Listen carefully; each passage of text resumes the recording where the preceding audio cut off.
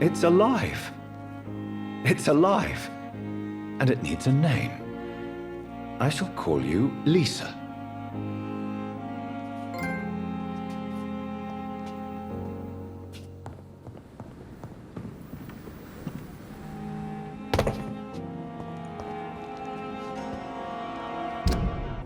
Do you need medical help, sir? Yeah, I do. If you can throw in some drugs, I can find use for that too. So you can sell them on the black market? Sorry, I'll only provide you with exactly what you need. Fair enough, Dr. Reed. Don't cost me nothing to ask. Goodbye, Mr. Digby. Do you need any help? Can't be good for business to see the bartender cough in your beer. Indeed, it would be a shame to taint the delicate taste. Oh, thank you, Dr. Reed. My customers and I, we all thank you. Goodbye, Mr. Watts. Do you require medical assistance, Miss Cavendish? Don't feel so good if you have to know. I knew that keeping the bar open with the epidemic wasn't a good idea. Take this, it'll help. Perhaps you should think about closing the Turquoise Turtle for a while. Tom always said we got to keep the doors open. But thank you, Doctor. Goodbye, Miss Cavendish.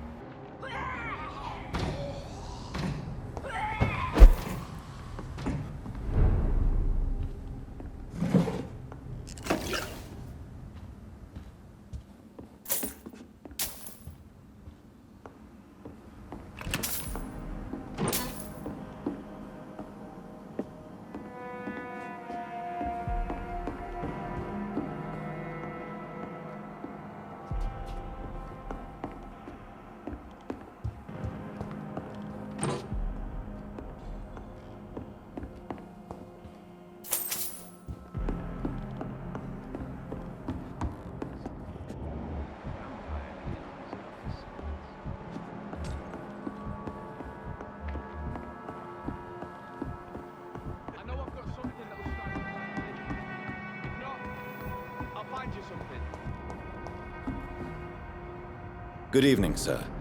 I'm glad to see you safe. I am not safe. I should never have come back here. My life is in danger. I know it. You're much safer here than in that contaminated area. Bullets kill people quicker than diseases and epidemics, Dr. Reed. What can you tell me about this district? The East End Docks only knows one rule. Dog eat dog, and blood calls for blood. The gang will have their revenge on me one way or another. What can you tell me about the locals? Most people would say that Sean Hampton and Tom Watts are good men who try to sort things out. But for me, the real boss around there was my best friend, Jack Gillingham. Jack Gillingham, you say? Everyone round there knew Jack. He was a rock. A mountain even. He feared nothing.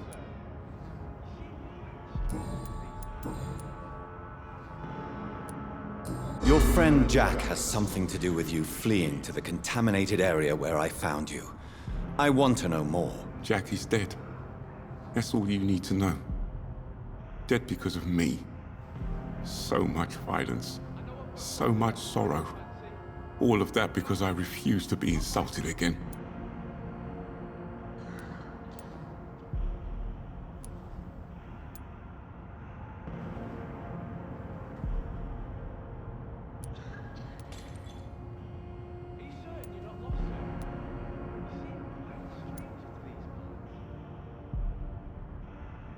No man can predict the exact outcome of his actions. It's the curse we have to live with. We can only gamble and do what we think is best. Perhaps you're right. The district was doomed before I was born.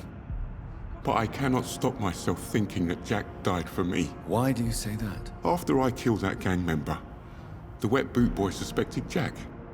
And being loyal and all, he did not refute the accusation. The death of your friend has affected you deeply, hasn't it? Jack Gillingham was the real deal. He believed we could change the world if we were united and focused enough. And he brought out the best in each of us. You're right. He died to save you. That alone gives me an idea of the kind of man he was. He was the bravest. And no one dares to say openly that he got killed by those bastards. Your friend's plan was audacious, if not reckless. No one stands up by themselves to a gang like the Wet Boot Boys. How dare you say that? You never met him.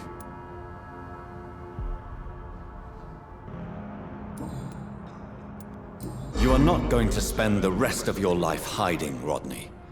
What are you planning to do? Honestly, I have no idea. How am I supposed to live while so many have suffered because of me? Only you can answer that question. But one thing is certain. Since you owe Jack your life, I think it's fair to live it in a way that would make him proud. That's the kind of thing Jack could have said, Dr. Reed. Thank you for that. I believe you're a good guy too. Do you have recent news of Sean Hampton's shelter? I heard he kept on helping people, but I tried to stay away from his shelter. I don't feel safe there. Are you worried about the sanitary situation in London? Not really. I've spent so many days hiding to escape retaliation from the Wet Boot Boys. Now that there's so much chaos, they might forget about me. Do you need help, Mr. Grader? Death by disease or by bullet? Do I really have to choose? Well, I have nothing to stop the bullets, but this should make you feel better. You have a strange sense of humor, Dr. Reed. But thanks anyway. Goodbye, Mr. Grader. Take care.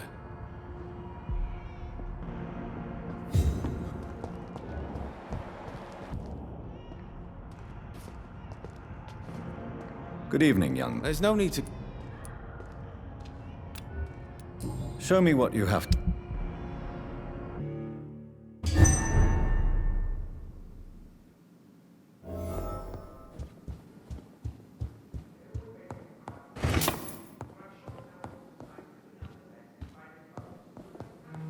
Welcome back, Dr. Reed.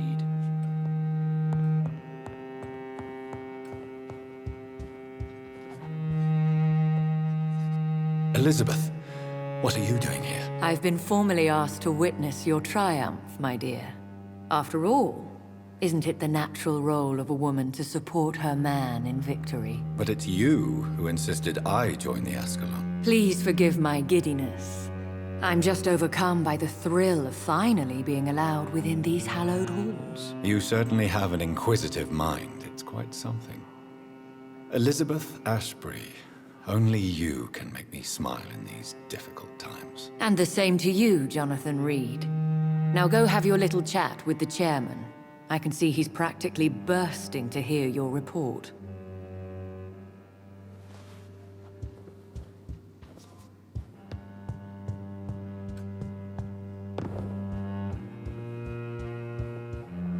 We repelled the intruders for now. But how long before they return?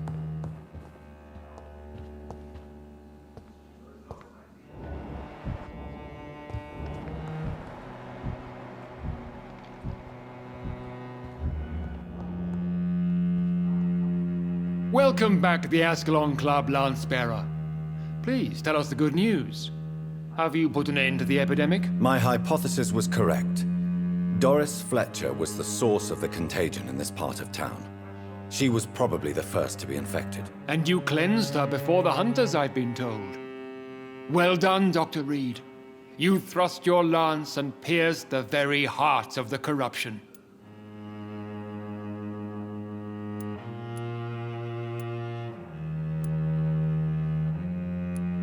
But some questions remain. The important thing is, we won a major battle for the survival of London. For that, we salute you. Thank you, my lord. Now, I have another task for you. One of the utmost importance. Perhaps even more so than the previous. I'm listening. It's time for you to perform a most sacred duty for the club. I want you to recruit a new vampire. Recruit a new vampire? Are you sending me on some sort of diplomatic mission? Not exactly. I want you to make Aloysius Dawson the Ekon he deserves to be.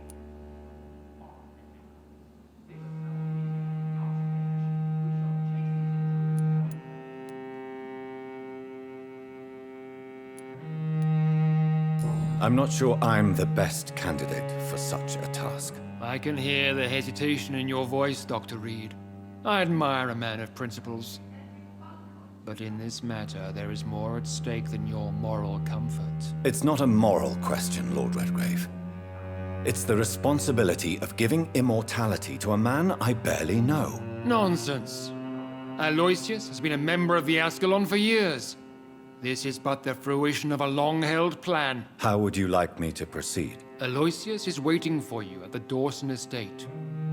Once the deed is done, I'll join you there to celebrate this momentous occasion. Before I go, I have a few questions. All right, I'm listening. How would you like me to proceed? Don't worry. Aloysius has had many years to prepare himself. He has studied our kind for decades. So shall I just let him drink my blood? Yes. Aloysius will gratefully sup on your blood. His heart will slow, then stop. But he will rise again as one of us, an immortal. Is there any danger? Our blood alters a mortal body so deeply that some don't survive the metamorphosis. They die for good. But Mr. Dawson has been preparing himself for a long time. Why Aloysius Dawson? Because he is about to die. And he just may be the most influential man in England. After me, of course. Did he choose me? No, I did. My decision is very recent, to say the least, but it is entirely mine. Does he know I'm coming? He can't wait to become your progeny, Dr. Reed. Especially now that you have shown how strong your lineage is through your sister. You invited Lady Ashbury. Wouldn't that be breaking one of your cardinal rules? No women allowed. Not allowed as members, no. But considering the circumstances, I thought you'd like to have her here to witness your triumph. So it's a temporary admittance, then? Something of a bargain, considering the crisis we're currently facing. Goodbye, Lord Redgrave.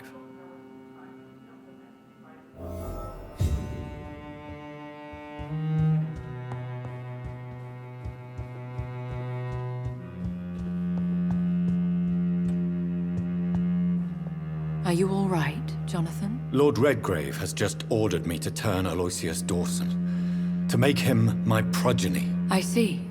And how do you feel about this?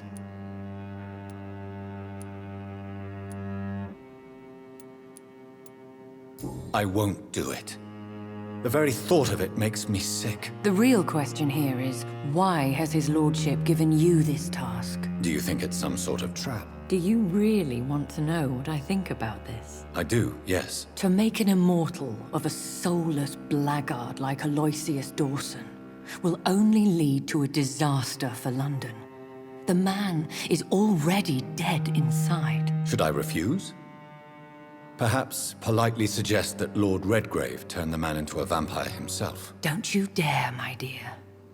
According to what I've recently discovered, his lordship could kill you for even broaching the subject. Really? Why? I've recently found proof that the Earl of Bristol is of lesser lineage and only capable of creating skulls. Please tell me more about your recent investigation. As long as you lower your voice. Are you sure your information about Redgrave is correct? He says he's the progeny of the great knight William Marshall, who lived some 9 centuries ago. That's a lie. Lord Redgrave is unable to create anything but skulls, if the poor soul survive at all. How can you be sure the information was correct? I made the acquaintance of a most interesting informer while investigating your maker, from whom I learned the truth about Lord Redgrave. Why so vindictive? You suddenly sound like you're angry. Forgive me, Jonathan. I hate myself for it, but I feel such pride in my discovery. I'm afraid I just can't help it. Which is? He did serve William Marshall, And yes, the blood he covets as a token does truly belong to that legendary knight. But he was never his progeny. His lineage is not so noble. What would you have me do about Dawson? The man is dangerous. Did you know he plans to build a wall to separate the healthy rich from the sickly poor? Do not make him your progeny. What would you do? The man's dying already. Let the Reaper harvest the rotten fruit that is his soul. What would happen if I made Dawson an Ekon like myself? You would add a powerful immortal into a suffering world. An immortal who already craves authority. Maybe I could teach him control, like you taught me. Lead him down the right path. Mr. Dawson spent his life searching for a way to cheat death. I'm sure he has spent decades dreaming of how he'd spend eternity as a tyrant. Goodbye for now, Elizabeth. Goodbye, my dear. Please, be careful.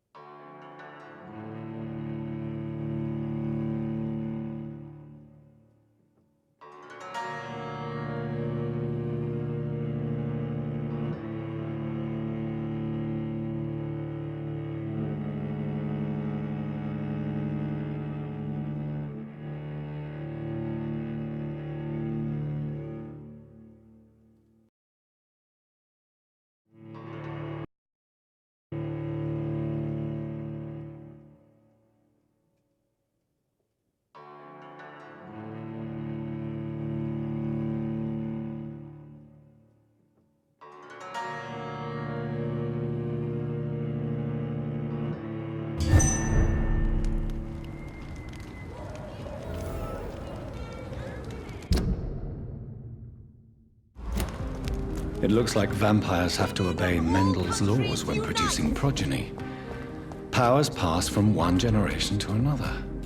That's why Dawson wants me to sire him.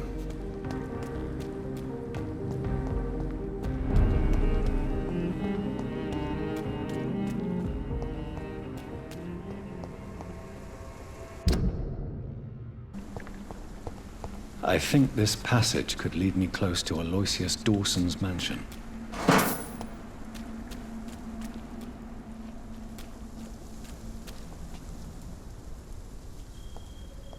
Your prey is mine now!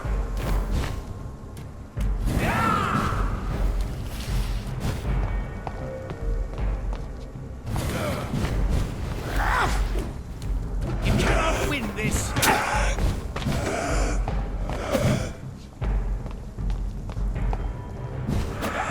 Stupid newborn!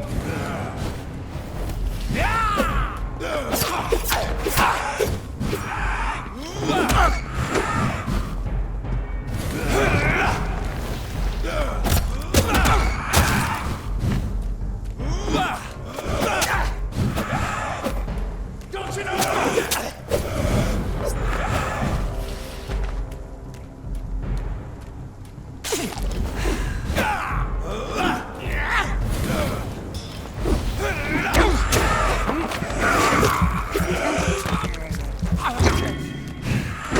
Pathetic! You cannot win this! This is my territory!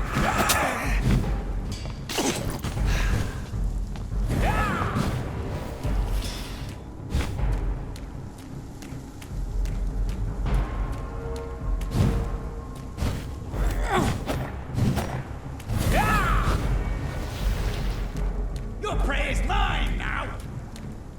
You're mine!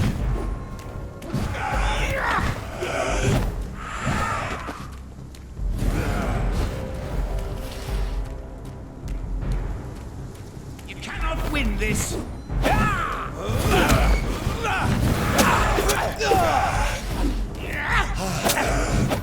you!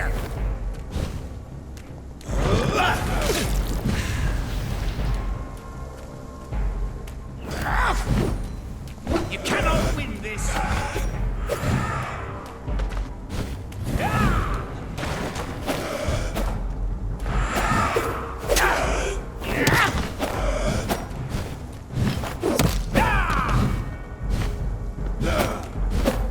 You're mine!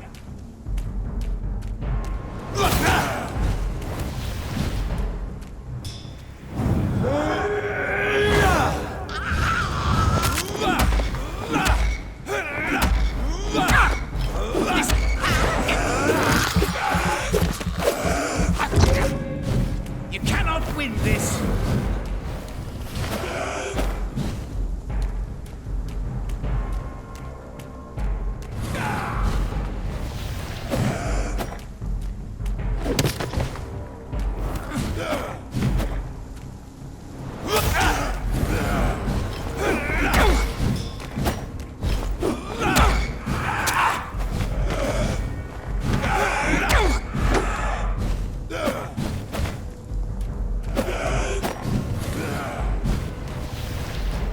You're feeble!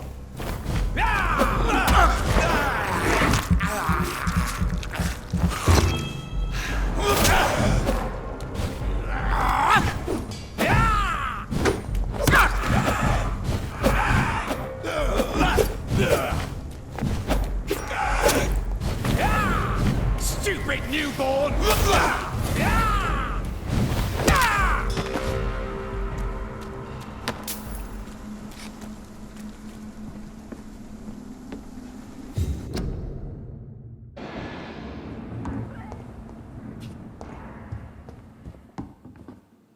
There has been a fight here. I can see a blood trail. Left by one of the antagonists, perhaps?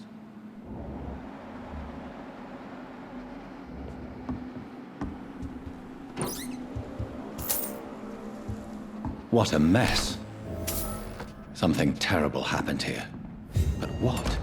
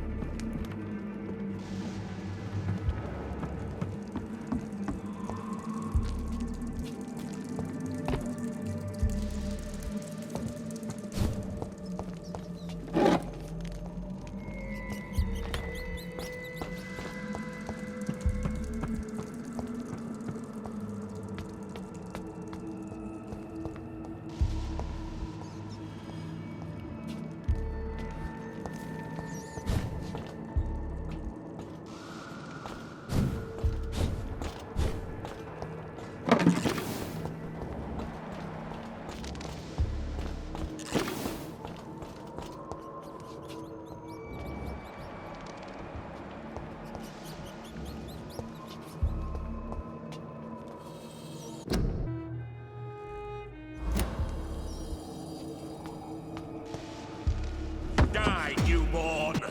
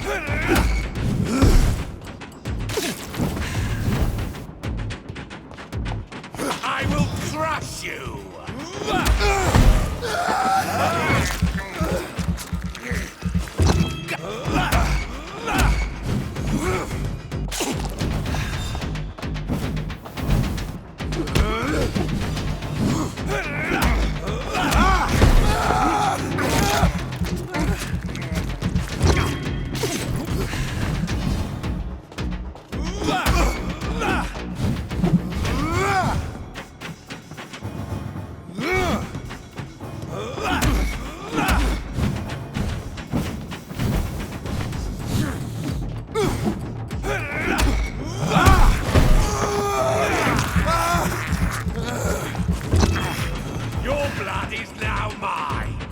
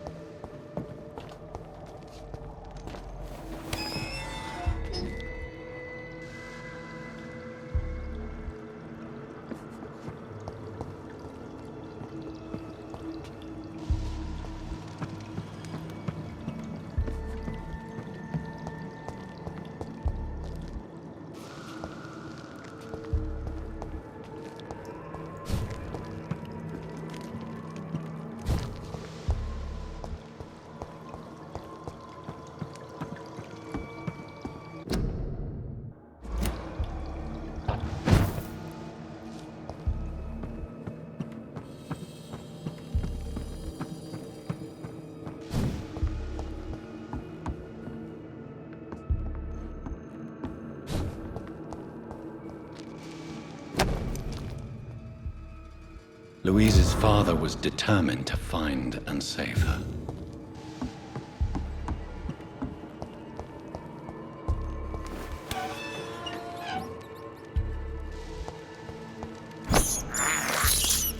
I can't believe I'm doing this.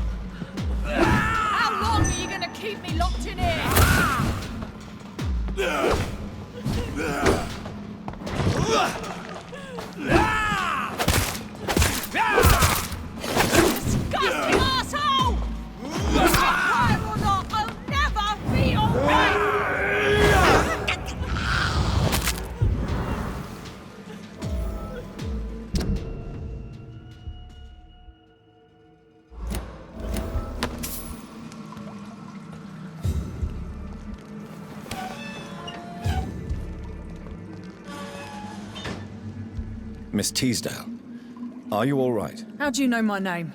Who are you? My name is Dr. Reed. I managed to track you down thanks to your father. So my father really was looking after me. This man, this vampire told me my father was dead. Is it true? I'm afraid so, miss. I'm so sorry for your loss. But you are free to go, as your abductor is no more. I suppose my jailer also killed my father, didn't he? Thankfully, he did not search your father's corpse, where I found his notes describing where he might find you. You should read them. I must find my father's body. He deserves a proper burial. Goodbye, Miss Teasdale, and be careful. Until we meet again.